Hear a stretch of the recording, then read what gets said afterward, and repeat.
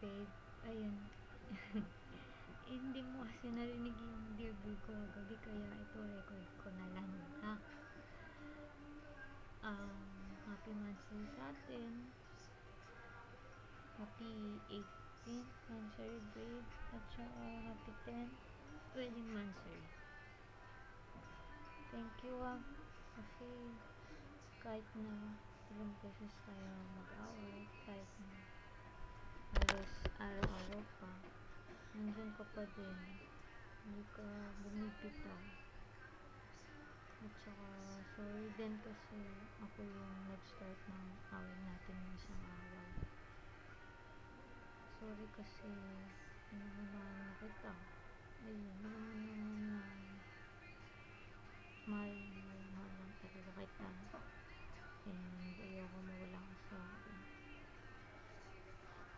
Pero yun mo, na-appreciate ko yung pag may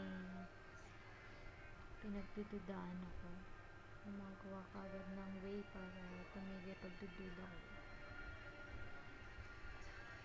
Kahit na hindi ko sabihin, ginagawa mo agad, like yung pag-delete, pag-deactivate, paggawa mo ng bagong account. Thank you kasi na initiative ko para patunayan sa akin na wala naman talaga nangyayari. Yun, isa yun sa favorite kong ugali na babe. Dami ko kayang favorite na ugali. Isa na yun sa mahal. Tsaka ikaw lang kasi yung kilala kong ganyan.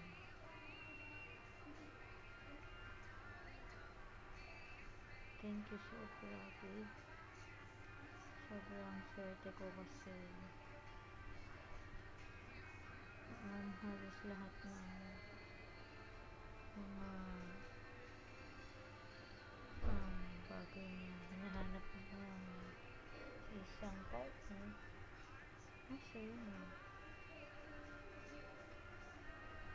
Thank you kasi para din dun sa mga binibigay mo sa akin, mga bagay-bagay na binibigay mo sa akin, para ma-feel kong special ako sa iyo. Kahit na hindi pa ako humihiling, gusto mo nang binibigay. Thank you. Thank you, babe. Thank you. Napaka-spoiled ko sa iyo. Ayun. Tsaka, thank you kasi nasa akin ka ngayon. Kahit alam kong madami akong kakompetensya dati. Nagsastart pa lang tayo, mga fans mo. Ako pa din pinili mo. Ako pa din yung minahal mo. Basta babe, di ako magsasawa hintayin ka araw-araw. Di ako magsasawang mahalin ka. Di ko pagsasawaan yung everyday natin usap, kahit halos wala na tayong mapag-usapan minsan. Basta makita lang kita, tsaka marinig ko lang boses mo, masaya na ako doon. Hindi ko to pagpapalit sa physical relationship na pwede ko makuha dito sa Pinas, kasi wala na mas better pa sa feeling na binibigay mo sa akin. Totoo naman yun. Ayun,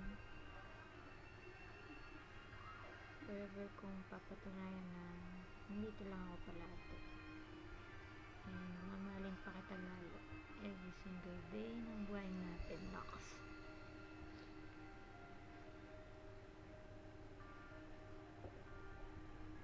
basta yun. Alagaan ko yung love mo and yung trust na binibigay mo sa akin. Gusto huwag kang bibitaw, ha? Kapit lang babe, darating din yung time natin na hindi na tayo maghihiwalay pa, and alam ko na mas lalo pa tayong living happy. Mahal na mahal kita Tita Sobra, mami ko, mami babe ko, mami love, as in, sobra. Happy Mansay ulit. I love you so much.